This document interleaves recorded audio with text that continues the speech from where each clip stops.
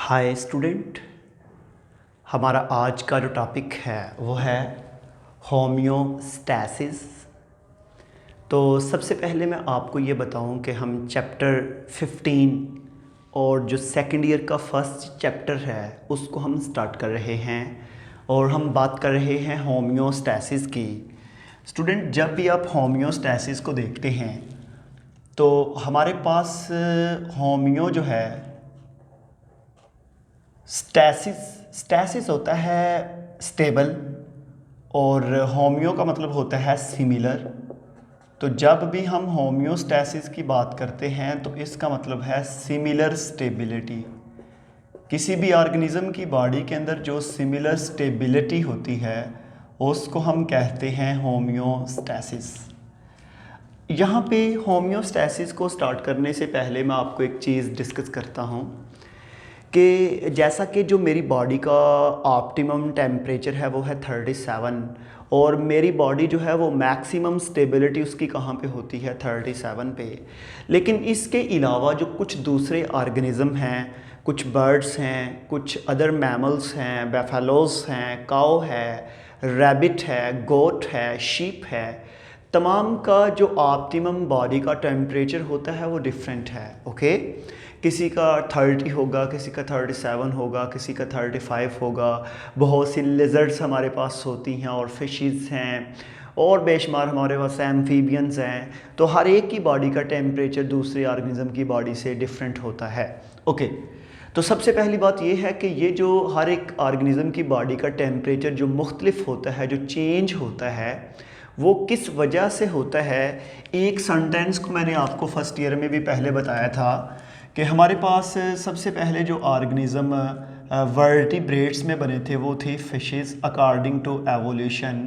और फिशेस के बाद जो है वो हमारे पास बने थे एम्फीबियन और एम्फीबियन के बाद हमारे पास जो थे वो बने थे रेप्टाइल। तो ऐसे रेप्टाइल के साथ एक तो हमारे पास बने थे बर्ड्स और ऐसे ही बर्ड्स के साथ दूसरे जो थे वो थे मैमल्स। ओके, ऐसे स्टूडेंट हमारे पास ये एवोल्यूशन हुआ, फिशेस तो बर्ड्स एंड मैमल्स बने और इन तमाम में वर्टिब्रेट है।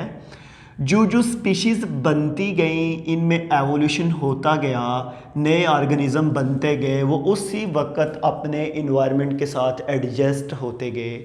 उन्होंने अपने आप को अपने इन्वायरमेंट के अंदर एडजस्ट कर लिया, उनकी बॉडी का टेम्परेचर जो है वो फिक्स हो गया। तो एक तो पॉइंट हमारा जो है ये क्लियर हो गया कि एवोल्यूशनरी हिस्ट्री के मुताबिक हर ऑर्गेनिज्म की बॉडी के अंदर जो उसका टेम्परेचर है, उस ऑर्गेनिज्म की बॉडी के अंदर जो उसका सल्यूट है, सॉल्वेंट है, ये इस तमाम की मेंटेनेंस उसके एवोल्यूशनरी हिस्ट्री पे डिपेंड करती है। ओके, अब यहाँ पे एक चीज़ मैं आपको बताता हूँ कि मेरे पास ना दो तरह के इन्वायरमेंट हैं। लेट्स सपोज मैं आपके पास सामने खड़ा हूँ। अब स्टूडेंट, मैं आपके पास सामने खड़ा हूँ, एक मेरी बॉडी का इंटरनल टेम्परेचर है या इंटरनल इन्वायरमेंट है, अंदर का माहौल है, और एक बाहर का माहौल है। बाहर वाले इन्वायरमेंट को हम कहते हैं एक्सटर्नल इन्वायरमेंट और अंदर वाले को कहते हैं इंटरनल इन्वायरमेंट।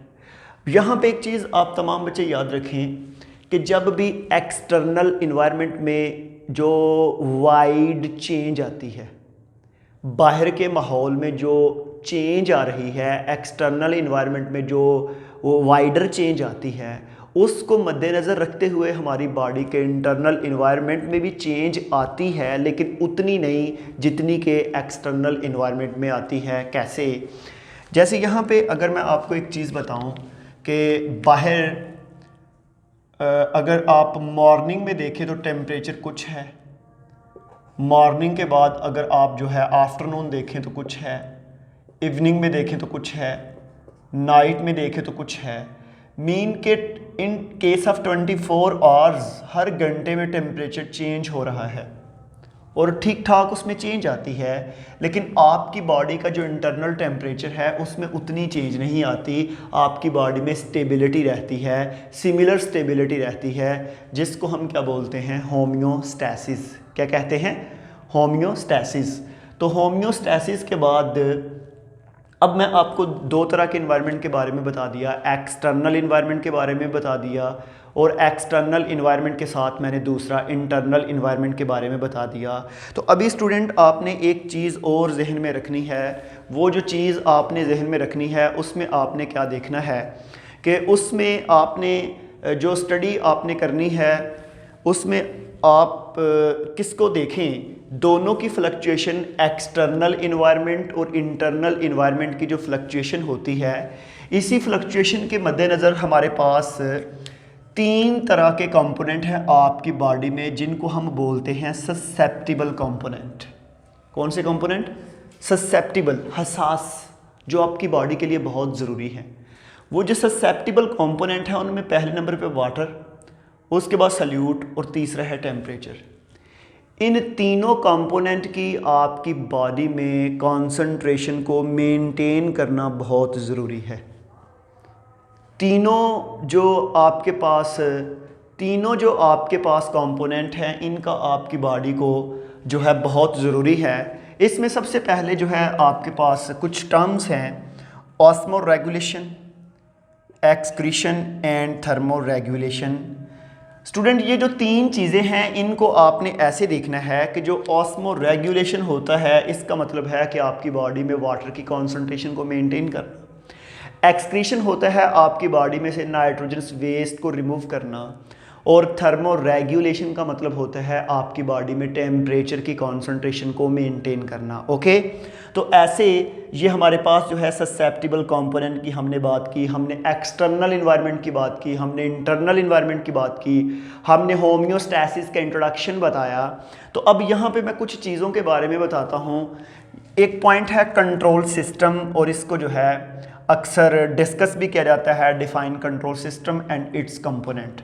देखिएगा, एक चीज़ तो मैंने आपके साथ डिस्कस कर ली कि जब भी स्टूडेंट बाहर का इन्वायरमेंट चेंज होता है तो आपकी बॉडी का इंटरनल इन्वायरमेंट उस तरह चेंज नहीं होता जिस तरह के बाहर वाला इन्वायरमेंट चेंज होता है।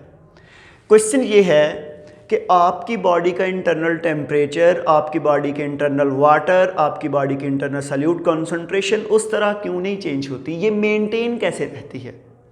देखिए ना, मेरे रूम में अगर टेम्परेचर एक्सीड कर रहा है, इंक्रीज़ हो रहा है, लेकिन मेरी बॉडी का जो टेम्परेचर है वो 37 पे मेंटेन है, तो इसका मतलब फिर ये है कि मेरी बॉडी के अंदर कोई ऐसा मैकेनिज़्म तो होगा जिसकी वजह से टेम्परेचर मेंटेन है।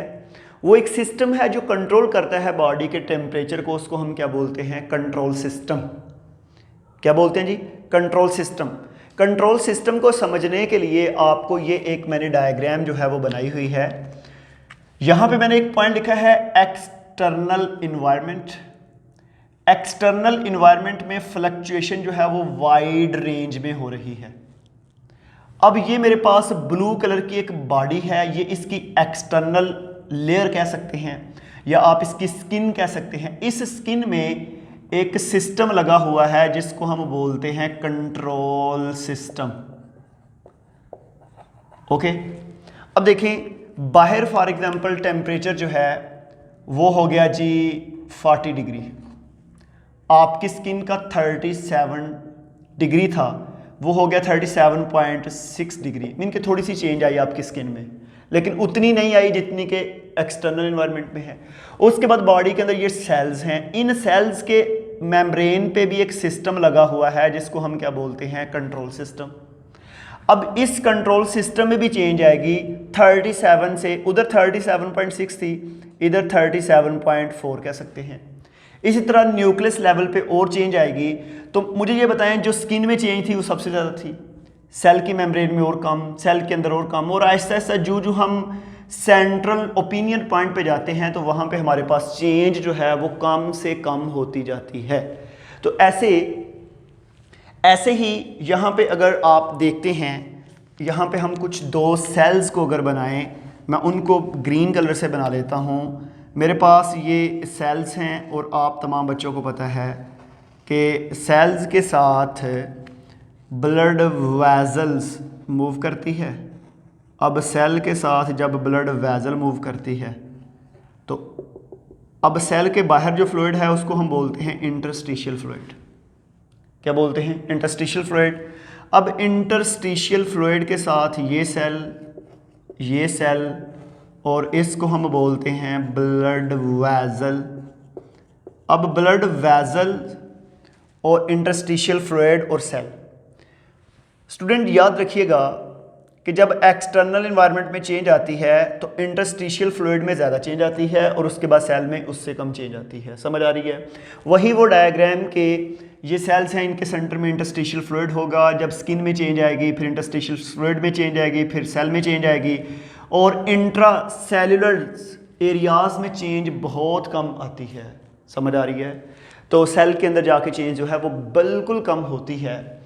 तो ऐसे मैंने आपको कंट्रोल सिस्टम बता दिया कि कंट्रोल सिस्टम काम कैसे करता है। अब कंट्रोल सिस्टम के 3 कंपोनेंट हैं, ये याद रखिएगा। कंट्रोल सिस्टम के 3 कंपोनेंट हैं। उन 3 कंपोनेंट में जब आप देखते हैं तो सबसे पहला जो है उसको हम बोलते हैं रिसेप्टर।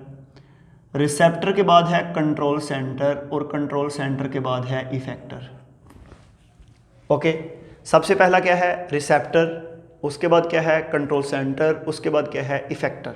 देखें भाई, इन तीनों चीज़ों को मैंने समझाना है आपको, सुने।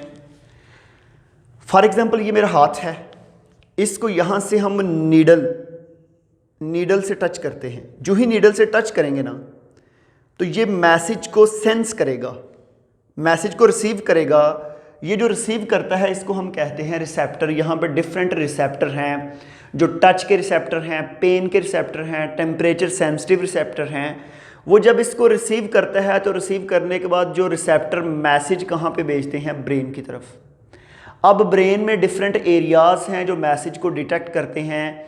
जिस तरह विजुअल कॉर्टेक्स जो है वो देखने के मतलब जो आप सीन देख रहे होते हैं उसको डिटेक्ट करते हैं। पेन के लिए है, थिग्मो है, और डिफरेंट एरियाज जो हैं हम ब्रेन के डिवाइड किए हुए हैं जो अपने प्रॉपर टाइप के मैसेज को जवाब देते हैं। अब आपने मैसेज को ऐसे टच किया, जो आपने पिन को टच किया तो मैसेज रिसीव हुआ, उसको हम बोलते हैं रिसेप्टर। रिसेप्टर के ज़रिए जब मैसेज ब्रेन में जाता है तो ब्रेन में वो पार्ट जो इसकी प्रोसेसिंग करता है उसको हम क्या बोलते हैं? Control centre.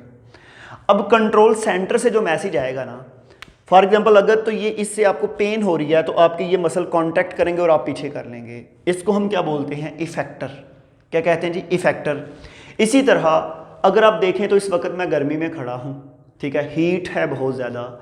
जब बाहर के एनवायरनमेंट में हीट हो रही है तो मेरी बॉडी की स्किन के अंदर, मेरी बॉडी में डिफरेंट पार्ट के अंदर जो है डिफरेंट जो रिसेप्टर्स लगे हुए हैं जो हीट को रिसीव करते हैं और ब्रेन को मैसेज देते हैं। ब्रेन में जो थर्मोस्टेटर्स है, ठीक है, उसको पता चल गया कि हमारे एक्सटर्नल इन्वायरमेंट में फ्लक्चुएशन हुई, टेम्परेचर इंक्रीज हुआ, जो कि मेरी बॉडी के लिए बेहतर नहीं है। तो मैं क्या करूं कि ऐसी स्ट्रैटेजी अप्लाई करूं कि बॉडी का टेम्परेचर 37 पे मेंटेन कर लिया जाए। किस पे मेंटेन कर लिया जाए? 37 पे। अब यहाँ पे फिर क्या होगा? यहाँ पे फिर क्या होगा?